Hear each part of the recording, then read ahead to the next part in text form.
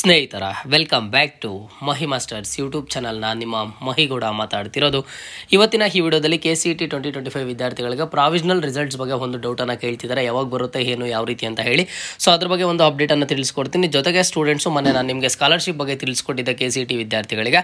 So ಈ ಸ್ಕಾಲರ್ಶಿಪ್ಪನ್ನು ನಾವು ಈ ವರ್ಷ ಅಪ್ಲೈ ಮಾಡೋಕ್ಕಾಗುತ್ತಾ ಇಲ್ವಾ, ಲಾಸ್ಟ್ ಡೇಟ್ ಏನು ಅಂತ ಕೇಳ್ತಿದ್ದಾರೆ. ಸೊ ಆ ಸ್ಕಾಲರ್ಶಿಪ್ ಬಗ್ಗೆ ಒಂದಿಷ್ಟು ಅಪ್ಡೇಟ್ಸನ್ನು ಕೊಡ್ತೀನಿ.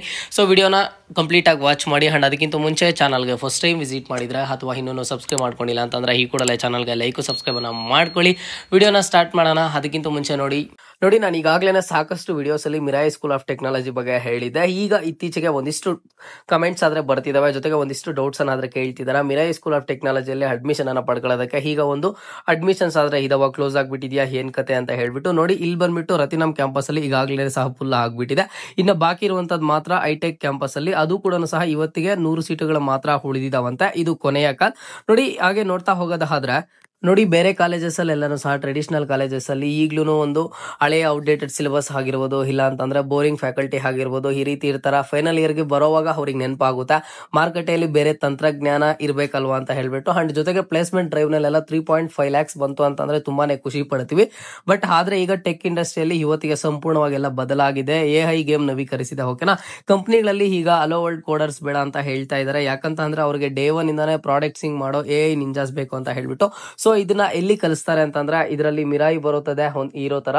ಮಿರಾಯಿನಲ್ಲಿ ಮೆಂಟರ್ಗಳ ಲಿಸ್ಟ್ ನೋಡಿದ್ರೆ ಯಾರಿಗಾದ್ರೂ ಸಹ ಶಾಕ್ ಆಗ್ತದೆ. ನೋಡಿ, ರಾಘವ್ ಅಗರ್ವಾಲ್ ಅಂತ ಗೂಗಲ್ ಸಾಫ್ಟ್ವೇರ್ ಇಂಜಿನಿಯರ್, ಗೂಗಲ್ ನಲ್ಲಿ ಕೆಲಸ ಮಾಡೋ ರಿಯಲ್ ಇಂಜಿನಿಯರ್, ನಿಮ್ಗೆ ಪರ್ಸನಲ್ ಆಗಿ ತರಗತಿಯನ್ನ ಕೊಡ್ತಾರೆ.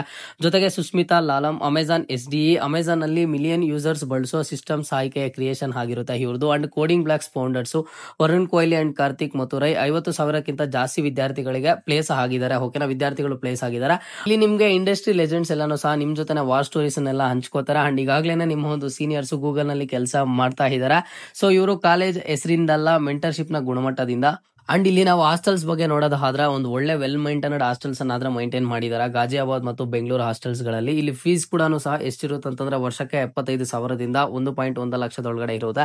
ಇಲ್ಲಿ ಯಾವುದೇ ತರದ ರ್ಯಾಗಿಂಗ್ ಆಗ್ಲಿ, ಇಲ್ಲ ಅಂತಂದ್ರೆ ಟಾಕ್ಸಿಕ್ ಸೀನಿಯರ್ಸ್ ಆದ್ರೆ ಇರೋದಿಲ್ಲ. ಇಲ್ಲಿ ನೀವು ಟೈಮ್ ಪಾಸ್ ಹುಡುಗರ ಜೊತೆಗೆ ಅಲ್ಲದೆ ಫ್ಯೂಚರ್ ಇಂಜಿನಿಯರ್ಸ್ ಜೊತೆ ನೀವು ಜೀವನನ ನಡೆಸ್ತೀರಾ. ಅಂಡ್ ಜೊತೆಗೆ ಪ್ರತಿ ಮೂಲೆಯಲ್ಲಿ ಇನೋವೇಷನ್, ಪ್ರತಿ ಮಾತನಲ್ಲೂ ಸಹ ಗ್ರೋತ್. ಇಲ್ಲಿ ಸ್ನೇಹಿತರೆಲ್ಲ ಒಂದು ಒಳ್ಳೆ ನೆಟ್ವರ್ಕ್ ಆದ್ರೆ ನಿಮಗೆ ಸಿಗುತ್ತೆ. ಓಕೆನಾ, ಸೊ ಇದಕ್ಕೆ ಅಪ್ಲೈ ಮಾಡೋದಕ್ಕೆ ಈಗ ಕೊನೆಯದಾಗಿ ಲಾಸ್ಟ್ ಒಂದು ಡೆಡ್ ಲೈನ್ ಅನ್ನ ಕೊಟ್ಟಿದ್ದಾರೆ. ಯಾವಾಗ ಅಂತಂದ್ರೆ ಆಗಸ್ಟ್ 5ನೇ ತಾರೀಕು ಒಳಗಡೆ ನೀವು ಅಪ್ಲೈ ಮಾಡಬಹುದು. ಲಿಂಕ್ ಅನ್ನ ಡಿಸ್ಕ್ರಿಪ್ಷನ್ ಬಾಕ್ಸ್ ಅಲ್ಲಿ ಕೊಟ್ಟಿರ್ತೀನಿ.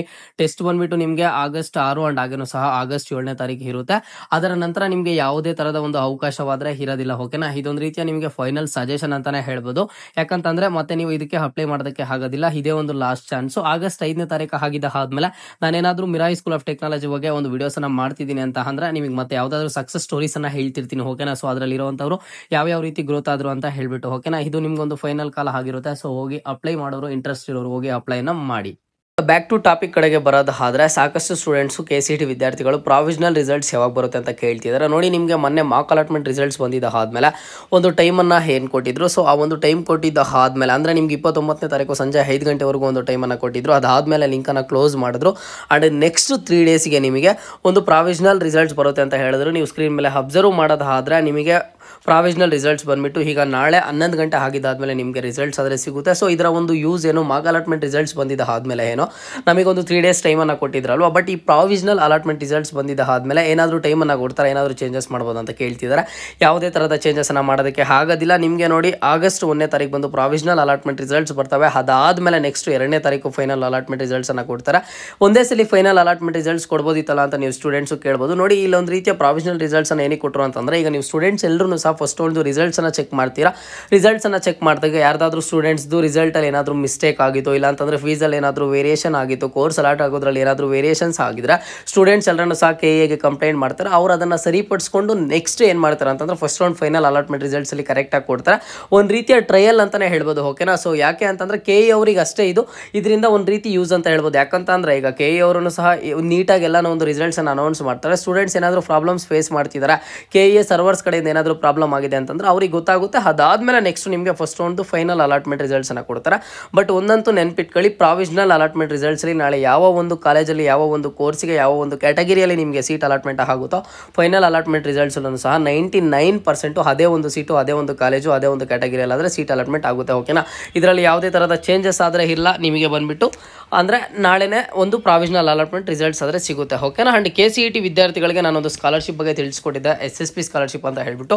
ಸೊ ಈ ಒಂದು ಸ್ಟೇಟ್ ಸ್ಕಾಲರ್ಶಿಪ್ ಪೋರ್ಟಲ್ಗೆ ಪ್ರತಿಯೊಬ್ಬರೂ ಸಹ ಅಪ್ಲೈ ಮಾಡ್ಬೋದು. ನೀವು ಕರ್ನಾಟಕ ರೆಸಿಡೆಂಟ್ ಆಗಿರಬೇಕು, ಜೊತೆಗೆ ನಿಮ್ಮ ಒಂದು ಫ್ಯಾಮಿಲಿ ಆನ್ಯಲ್ ಇನ್ಕಮ್ ಬಂದುಬಿಟ್ಟು ಬಿಲೋ 8 lakhsಗಿಂತ ಕಡಿಮೆ ಇರಬೇಕು ಅಂತ ನಾನು ಹೇಳಿದೆ. ಸೊ ಓಕೆನಾ, ಈ ಬಿಲೋ 8 lakhs ಇರುವಂಥ ಸ್ಟೂಡೆಂಟ್ಸು ಕೇಳ್ತಿದ್ದಾರೆ 25-26 ಅಕಾಡೆಮಿಕ್ ಇಯರ್ದು ನಾವು ಇನ್ನೂ ಕೌನ್ಸ್ಲಿಂಗ್ಗೆ ಕಂಪ್ಲೀಟ್ ಆಗಂಗಿಲ್ಲ, ನಾವು ಕೌನ್ಸ್ಲಿಂಗ್ ಕಂಪ್ಲೀಟ್ ಆಗಬೇಕು, ಕಾಲೇಜಸ್ಗೆ ಜಾಯ್ನ್ ಆಗಬೇಕು. ಕಾಲೇಜಸ್ಗೆ ಜಾಯ್ನ್ ಆಗಿದ್ದು ಆದಮೇಲೆ ನೆಕ್ಸ್ಟ್ ಒಂದು ಯೂನಿವರ್ಸಿಟಿ ರಿಜಿಸ್ಟ್ರೇಷನ್ ನಂಬರ್ಸ್ ಎಲ್ಲನೂ ಬರಬೇಕಲ್ವಾ, ಅಕಾಡೆಮಿಕ್ಸ್ ನಮ್ಮ ಎಲ್ಲ ಡೀಟೇಲ್ಸ್ ಎಲ್ಲ ಫೆಚ್ ಆಗಬೇಕಲ್ವಾ, ಅದೆಲ್ಲ ಬರೋಷ್ಟು ಒಳಗಡೆ ನಾವು ಈ ಸ್ಕಾಲರ್ಶಿಪ್ಗೆ ಅಪ್ಲೈ ಮಾಡ್ಬೋದಾ, ಅವ್ರು ಈಗಲೇ ಸ್ಟಾರ್ಟ್ ಮಾಡಿದ್ದಾರೆ ಅಂತ ಸ್ಟೂಡೆಂಟ್ಸು ಕೇಳ್ತಿದ್ದಾರೆ.